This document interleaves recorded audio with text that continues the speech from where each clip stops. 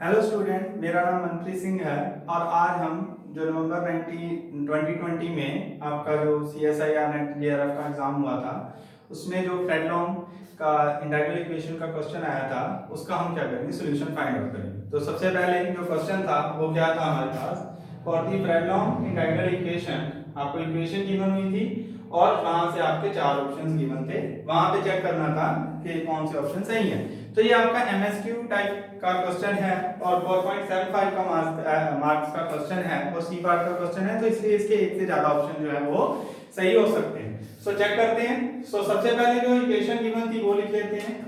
सो ys क्या था हमारे पास, लैम्डा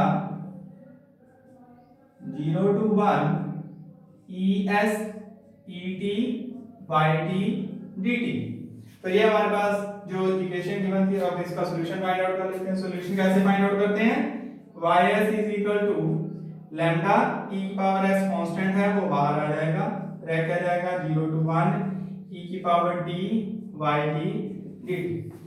अब ये पूरी की पूरी इंटीग्रल जो है डेफिनेट है तो पूरी की पूरी कांस्टेंट होगी सी नंबर के इक्वल, तो हम उसे किसके इक्वल लिख लेते हैं, c के इक्वल लिख लेते हैं।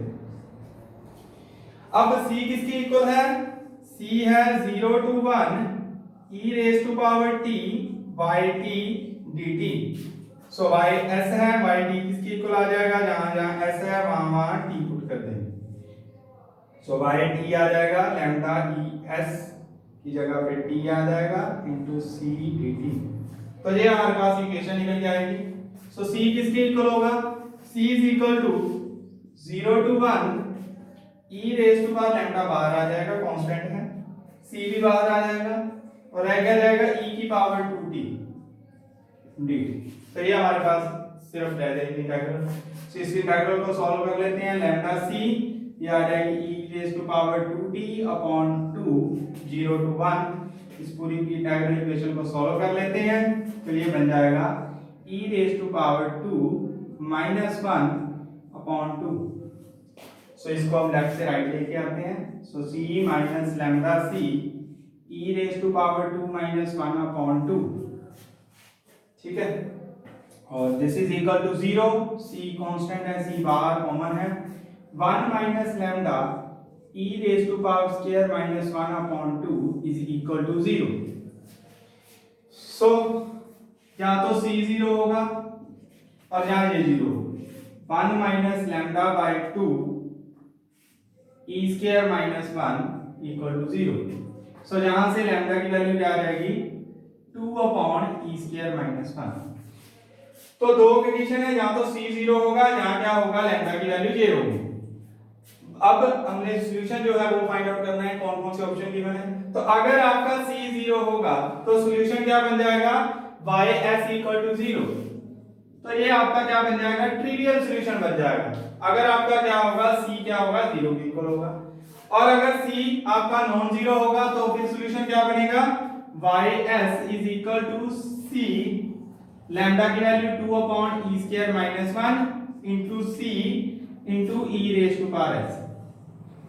तो नॉन ट्रिवियल सॉल्यूशन ये बनेगा और ट्रिवियल सॉल्यूशन 0 वाला बनेगा। तो हमने देखना है कि ऑप्शन कौन कौन सी सही है। सो सबसे पहले वाली ऑप्शन क्या है ना, कुछ इंटीग्रल पूछ रहा है 0 से 1 e raise to power t yt dt किसके इक्वल है, 0 के इक्वल आ रहा है। तो हम इंटीग्रल फाइंड आउट कर लेते हैं। 0 to 1 e raise to power t और yt क्या है हमारा, 2 upon e square minus 1 c e raise to power s into dt। ये इंटीग्रल सॉल्व कर लेते हैं। तो इंटीग्रल सॉल्व करेंगे, ये बन जाएगा 2c upon e square minus 1 0 to 1 e raise to power 2t dt। So ये किसके इक्वल आ जाएगा, 2c upon e square minus 1। और जब हम पूरी की पूरी इंटीग्रल सॉल्व करेंगे तो ये आ जाएगा e स्क्वायर माइनस 1 अपॉन 2। सो e square minus 1 e square minus 1 cancel हो गया। तो ये पूरी की पूरी जो इंटीग्रल है आपकी कौन सी, ये वाली 0 to 1 e raise to power t yt dt, ये किसकी इक्वल आ रही है, c के। जब आप पूरी की पूरी इंटीग्रल सॉल्व कर रहे हो तो ये किसके इक्वल बच रहा है, c के।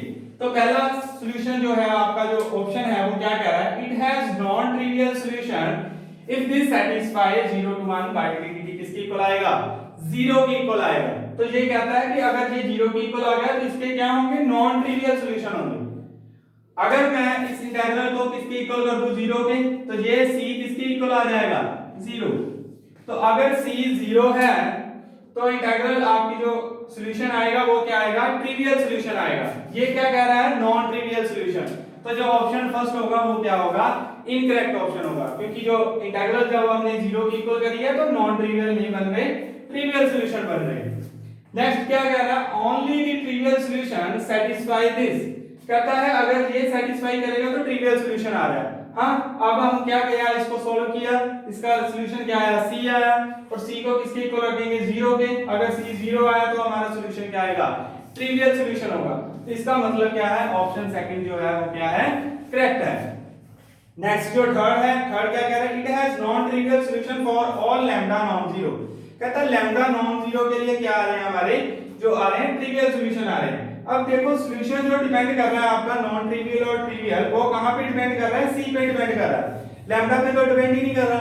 तो लैम्डा चाहे कुछ भी हो तो c पे डिपेंड करेगा। अगर c की वैल्यू 0 होगी तो नॉन ट्रिवियल सॉल्यूशन होगा, c की वैल्यू नॉन जीरो होगी तो नॉन ट्रिवियल सॉल्यूशन होगा। तो ऑप्शन जो है थर्ड है वो भी क्या है आपका, इनकरेक्ट ऑप्शन है। और लास्ट ऑप्शन क्या कह रहा है, it has non trivial solution only if lambda is equal to 2 upon e square minus 1। अब हमें पता है जब नॉन ट्रिवियल सॉल्यूशन निकाला था तो लैम्डा की वैल्यू क्या आई थी, 2 अपॉन e स्क्वायर माइनस 1। और जब हम इसको सेटिस्फाई करवाते हैं 0 से 1 e raise to power t by t dt क्या आना चाहिए, नॉन जीरो आना चाहिए। तो इसकी जो इंटीग्रल आई थी वो क्या आई थी, c, और इसको क्या आना पड़ेगा, नॉन जीरो। तो अगर आपका c नॉन जीरो है तो हमारा सॉल्यूशन क्या आया था, नॉन ट्रिवियल सॉल्यूशन। तो जो फोर्थ ऑप्शन होगा वो क्या होगा, आपका करेक्ट ऑप्शन होगा, क्योंकि यहां पर आपका c क्या आ रहा है, नॉन जीरो आ रहा है और लैम्डा की वैल्यू है। तो हमारा जो सेकंड और फोर्थ ऑप्शन है वो क्या होगा, आपका करेक्ट ऑप्शन होगा।